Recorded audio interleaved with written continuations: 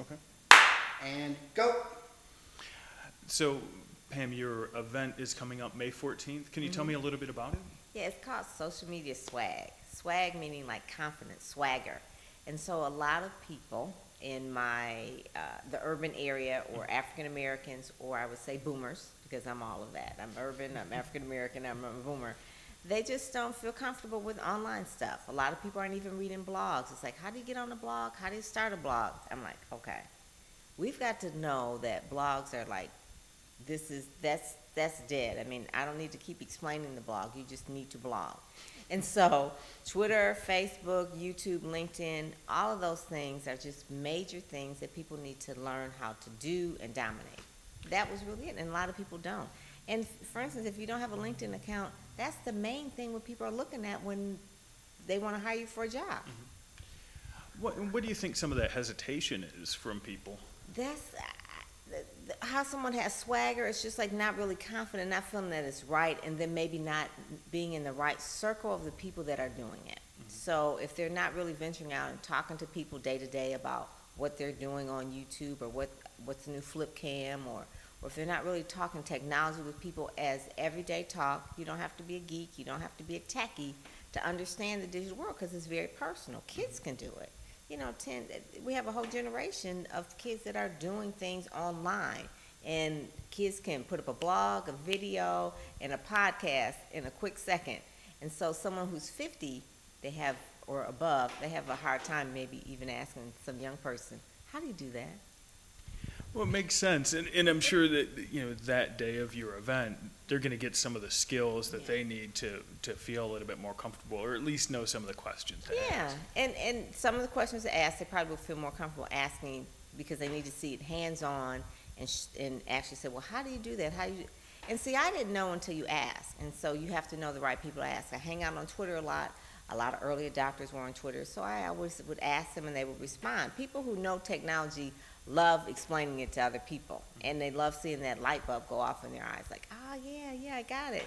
And that's what I really want people to have, that feeling like, I got this, I can do it. I can blog, I know what to tweet, I know how to engage my Facebook, I know how to gain friends, followers, and fans. They know how to do that, and then they can market their message. They know how to really just, at this point, become part of the digital world. Because right now they're like dinosaurs sitting on the outside, thinking like, everybody's in there but me. No, you need to come to the digital world. This is where you need to be. This is life online. I always tell people, hi, I'm Pam Perry. I live online. But I also have a life outside, but I live online. So follow me, Google me. And sometimes if you Google people, nothing shows up. And it's like you're invisible. It's like, no, people are searching online now. That's part of our lifestyle. Phones, mobile phones, all of that.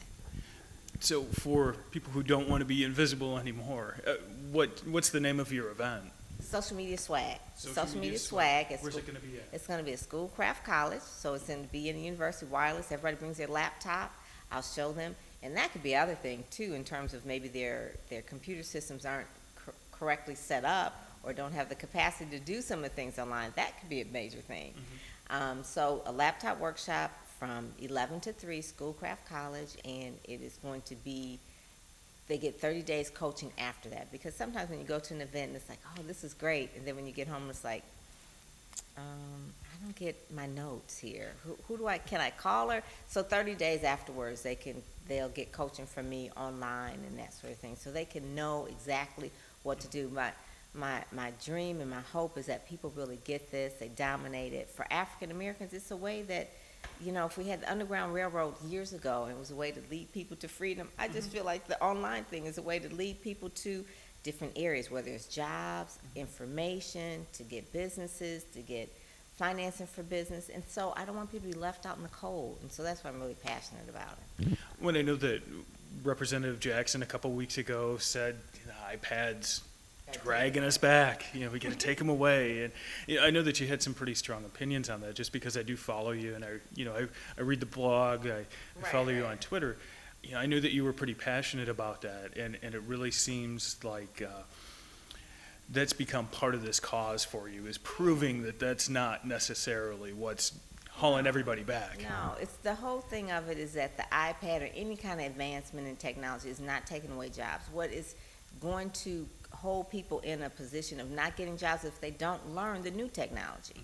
So there's no reason why we're in Detroit now and they have the Future Midwest thing where there was a whole row of people that had great ideas, new business models of things to do things differently. That's where you could make money, have a company, employ other people, just like Detroit Unspun, it's a new company, you employ other people. So yeah, maybe some industries are going away, but then you have to realize when one goes away, there has to be something that resurrects. And so just having your mindset of knowing what's going on to know what is the next thing I have to do, that's really where we need to be. Don't say the iPad is taking away jobs. Just say, okay, well, who's making money from this? What is relevant that I need to do differently in order to be employed? That's the thing. It's like the automotive industry, the manufacturing, the way things are done. Robotics were coming along, in the 90s, took away a whole lot of jobs. So then maybe we need to look at something different in terms of engineering, technology. Digital world is not going away. It's growing so fast.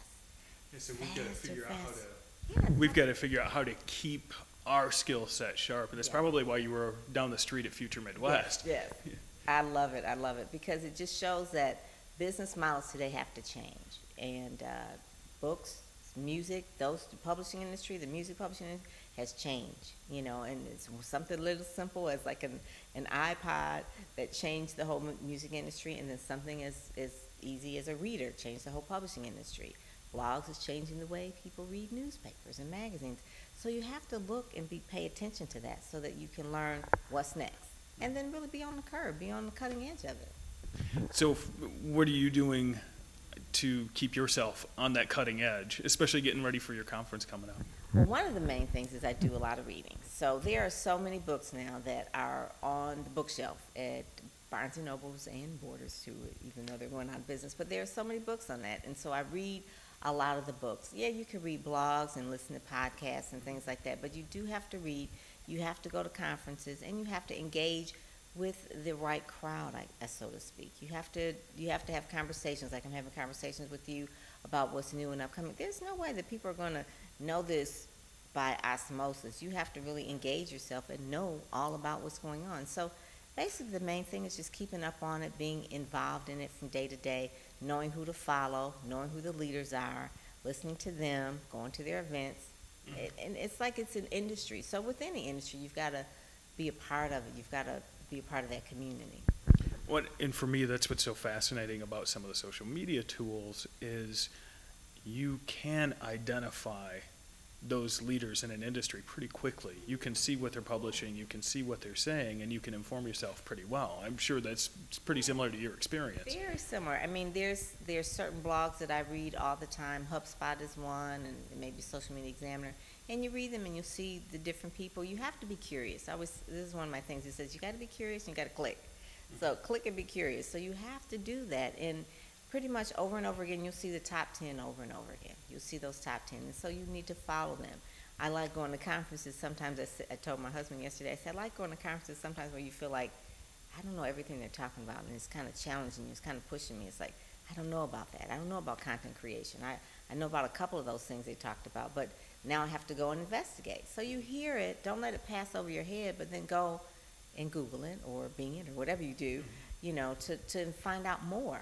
And you have to be curious because that could be the next big thing. I'm not saying that you've got to be on everything that everybody talks about, but you have to be cognizant of what is trending, what people are doing differently. And if it's pads versus, laptops, then yeah, you need to get a pad and learn what that's all about. Or if it's a flip camera or, you have to be a part of that conversation, that discussion, you don't want to come to the party with the wrong clothes on, looking like you're back in the 70s. It's like, okay, be a little bit more current. Right. It's the same thing with technology.